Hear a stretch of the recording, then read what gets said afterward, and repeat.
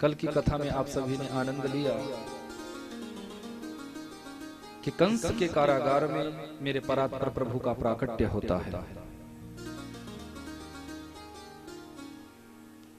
भगवान ने वसुदेव जी से कहा कि यदि आप चाहते हैं मैं बड़ा होकर आपकी रक्षा करूं तो इस समय आपको मेरी रक्षा करनी होगी। आप यहां से मुझे सीधे गोकुल पहुंचाओ, क्योंकि गोकुल में नंद रानी ने एक कन्या को जन्म दिया है। ये कन्या साक्षात माया रूपिणी है। इस कन्या को अपने साथ लाओ और मुझे वहां सुरक्षित यमुना मार्ग से होते हुए छोड़कर आओ। वसुदेव जी ने कहा आप देख सकते हैं ये बेड़ियां, ये बंधन, ये द्वार, ये सैनिक। भगवान ने बड़ी सुंदर बात कही, वसुदेव जी जब जीव मेरी शरणागति में आता है तो मैं उसके जीवन के सारे बंधन तोड़ देता हूं। जैसे ही वसुदेव जी ने परात्पर प्रभु को टोकरे में विराजमान कराया और अपने शीश पर धरा है, चट चट करके शरीर की सारी बेड़ियां खुल गई है। जितने भी द्वार थे वो सारे द्वार खुल जाते हैं। जो सैनिक जगे हुए थे वो सैनिक सो जाते हैं। मार्ग मिला, नंदगांव पहुंचाया, कन्या को अपने साथ लिया। कन्या माया रूपिणी है। माया रूपिणी कन्या को जब साथ लेकर आए हैं तो बंधन वैसे के वैसे पड़ गए। जो द्वार खुल गए थे वो द्वार बंद हो गए। जो सैनिक सो गए थे वो सैनिक जाग गए। कंस को सूचना मिली, 8वां हो गया। कंस दौड़ा दौड़ा आया है।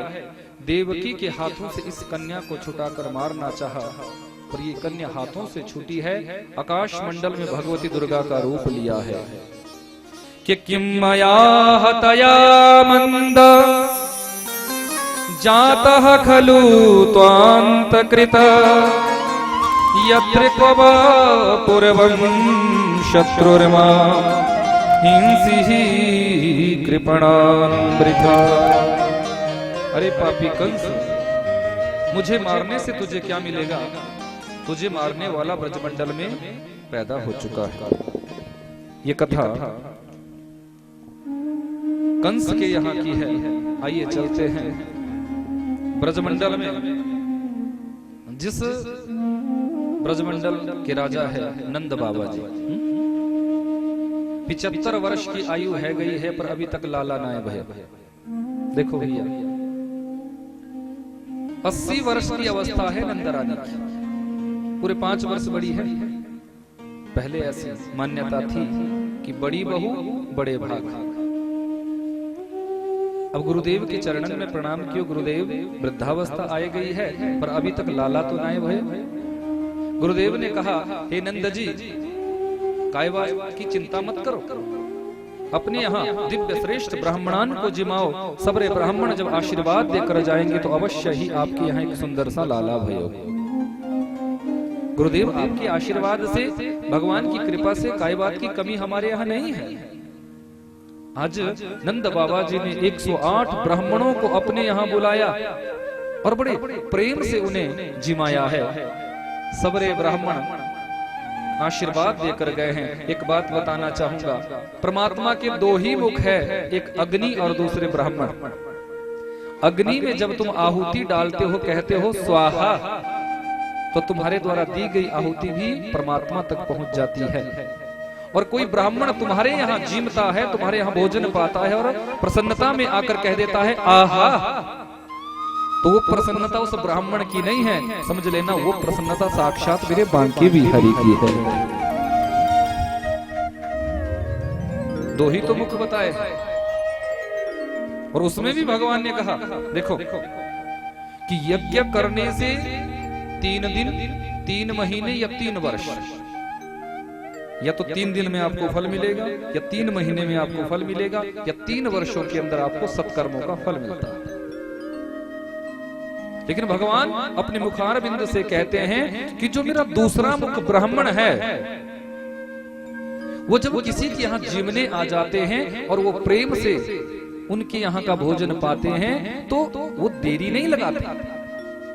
उसी समय जैसे आपने किसी ब्राह्मण को जिमाया, अच्छी दक्षिणा भेंट कर दी, सेवा सत्कार कर दिया, तो तुरंत ब्राह्मण प्रसन्न होकर कह देते हैं जाओ आपका परिवार बड़ा हो जाए, आपके लिए बहुत बहुत आशीर्वाद।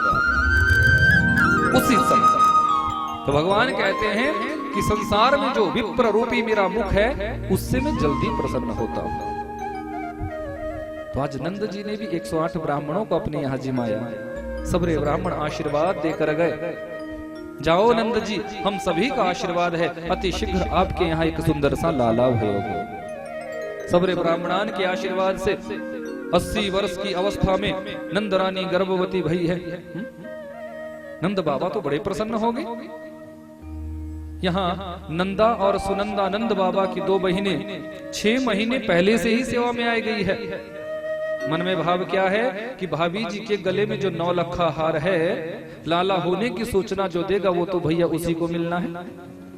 अरे भैया क्या ये नंदा और सुनंदा किसी निर्धन परिवार में ब्याही गई थी जो भाभी जी के 9 लखे पर नजर रखती है?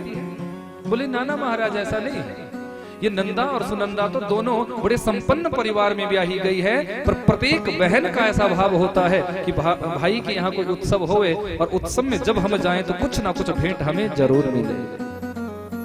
आज नंदा ने विचार किया कि रोज भाभी जी समय से जग जाया करती थी, पर आज तो भाभी जी जग ही नहीं रही, क्या बात है।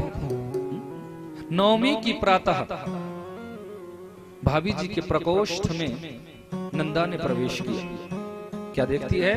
भाभी जी तो गहरी नींद में सोए रही है, पर बगल में झीनी सी चदरिया के बीच में एक छोटा सा लाला सोए रहा है।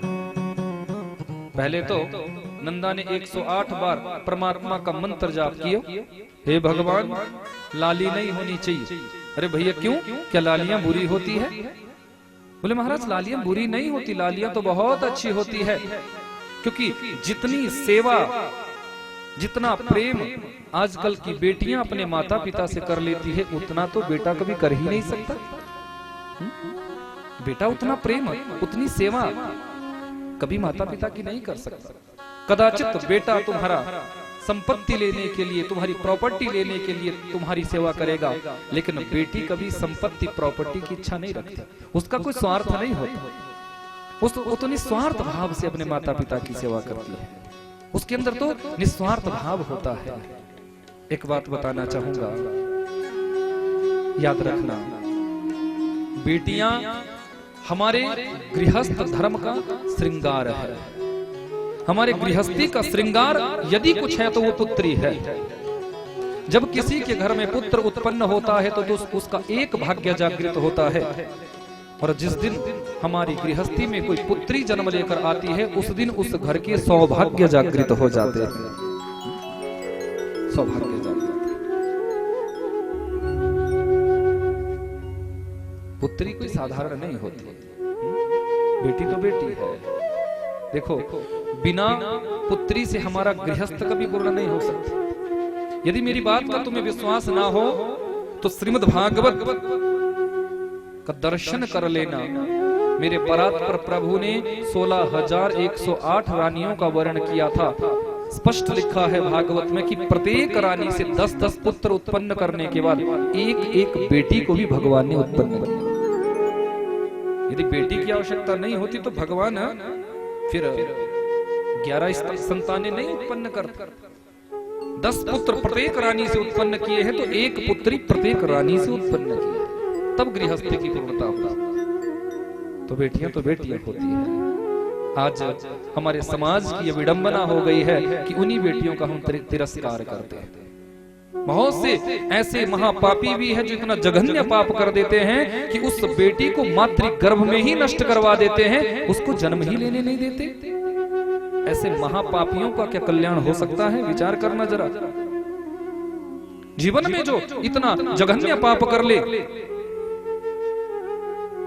उनको उसका कितना दुष्परिणाम भोगना पड़ेगा, उनको इस बात का ज्ञान नहीं है। लेकिन जैसा कर्म तुम करोगे उसका फल तो भैया भोगना ही पड़ेगा। फिर तुम दुखी होते हो, फिर कहते हो कि अब क्या किया जाए, फिर भले ही बहुत बड़ा यज्ञ अनुष्ठान करवा लेना, लेकिन उस दोष से तुम्हें मुक्ति नहीं मिल सकती। उस दोष का पाप तुम्हें भोगना ही पड़ेगा। उसका दुष्प्रभाव तुम्हारे जीवन चरित्र को व्यथित करेगा ही करेगा।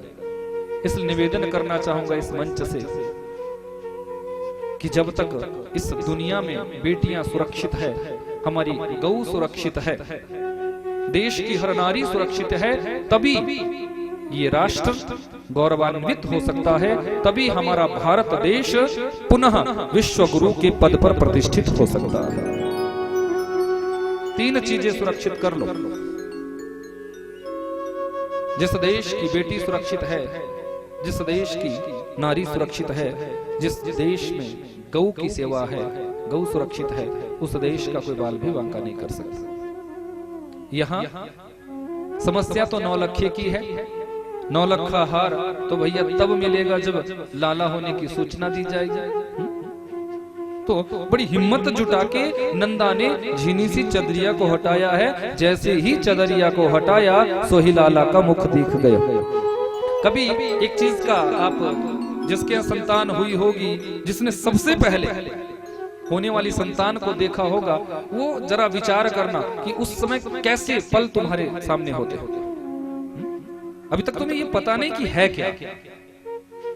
डॉक्टर बोल रहे हैं, नर्सेस बोल रही है कि देखो जरा क्या है। तो उस समय तुम्हारे मन में क्या क्या चला होता है कि है क्या। बड़ी जिज्ञासा होती है, मन में बड़ा भाव होता है। आज नंदा को जैसे ही लाला का मुख दर्शन हुआ है, मानो आज 70 वर्ष की नंदा पूरे 25 वर्ष की हो गई हो। हाथों में ले ली कांसे की थाली और बेलन से उसको बजाते हुए निकली है। अरे बाबा बधाई हो, अरे बाबा बधाई हो, अरे बाबा बधाई हो। अब यहाँ गौशाला पे नंद बाबा जी गैयन की सेवा कर रहे थे। अब सेवा करते करते सोचा कि थोड़ा मंत्र भी जपूं, पर मंत्र क्या जप रहे हैं? अभी तो भयो नाई, अभी तो भयो नाई, न जाने कब भयो गो, न जाने कब भयो गो। मंत्र जप रहे हैं। नंदा आई, अरे बाबा बधाई हो। अरे नंदा काय बात की बधाई? बाबा जो भाभी जी के गले में 9 लखा है वो मुझी को मिलना है ना। अरे पगली तुझी को मिलना है, पर बता तो सही काय बात की बधाई?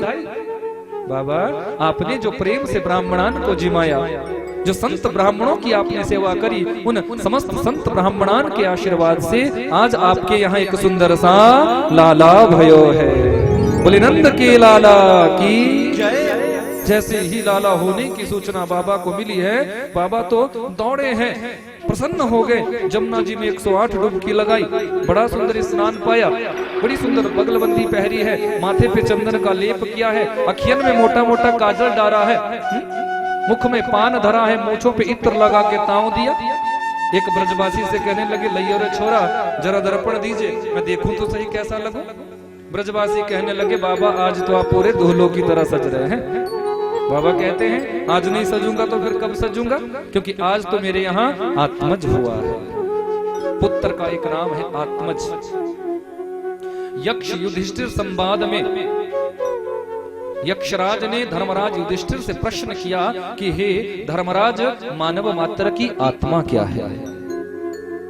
तो धर्मराज युधिष्ठिर ने सटीक उत्तर दिया है, हे यक्षराज, मानव मात्र की आत्मा है उसका पुत्र। इसलिए पुत्र को आत्मज कहा है कि नंदस्त्वात्मजम उत्पन्ने जाता हलादो महामना आहूय विप्रान वेद ज्ञान स्नातः शुचिर्लंकृता। नंद बाबा बड़े प्रसन्न हुए हैं और आज महान मन वाले होकर ब्राह्मणों को बुलाया है। ब्राह्मणों को बुलाया और उन ब्राह्मणों से स्वास्थ्य वाचन का पाठ कराया। के वाचयित्वा स्वस्थयनम जात कर्मात्मजस्य वै। ब्राह्मणों को बुलाया है, स्वास्थ्य वाचन का पाठ कराया है, देवताओं का अर्चन कराया है, पितरों का तर्पण कराया है। नंद बाबा आज बड़े प्रसन्न है, बड़े प्रसन्न है। ब्रजमंडल में ऐसा शब्द भया है कि जितने भी ब्रजवासी थे सब आनंद में सराबोर होकर नंद के यहाँ बधाइयां देने आ रहे हैं। अरे एक 95 वर्ष की मैया, पता चला कि नंद के यहाँ छोरा भया है, वो भी अपना श्रृंगार करने लगी। अब अखियन से कुछ दिखता नहीं, कानों से कुछ सुनता नहीं, पर दर्पण के आगे बैठ गए कि नंद के यहाँ छोरा हुआ है तो मुझे भी सज कर जाना है। अब श्रृंगार करने में थोड़ा गड़बड़ हो गई अखियन में लगाने वाली वस्तु को होठों पे लगा दिया और होठों पे लगाने वाली वस्तु को अखियन में लगा दिया। आज नहीं सजूंगी तो फिर कब सजूंगी। और एक मैया जिसने बड़ा सुंदर श्रृंगार किया है, 80 वर्ष की, मुख में एक भी दांत नहीं, वेदांती बेचारी। अब ब्रजवासी तो ब्रजवासी, माखन दधी की तो कोई कमी है ही नहीं। तो एक परात में बड़े बड़े माखन और मिश्री के गोला बनाकर ब्रजवासी एक दूसरे पर फेंकने लगे, आनंद लुटाया जा रहा है। अरे उसी भीड़ में वो मैया पहुंची और कहने लगी, अरे लालाओ का भयो है। जोर से जब कही तो ब्रजवासी बात करने लगे, बोले मैया को पता ना है। अब उठाया एक माखन मिश्री का गोला और निशाना साधा फेंका। अब कोई बैरियर तो था नहीं जो कहीं रुकता, तो गपक से सीधा पेट में। पहले तो मैया ने अपना पूरा मोह चाटा, फिर पूछा, अरे लालाओ का भयो है। बोले मैया अभी भी पता नहीं चली। अरे नंद क्या छोरा भयो है, नंद क्या लाला भयो है। हे भगवान, ऐसे छोरा तो रोज होया करे, कम से कम मुफ्त में माखन खाने को तो मिलेगा। ऐसा ब्रजमंडल का यह सुंदर आनंद आज सारे ब्रजवासी सानंद भाव से यहाँ लाला का उत्सव मना रहे हैं।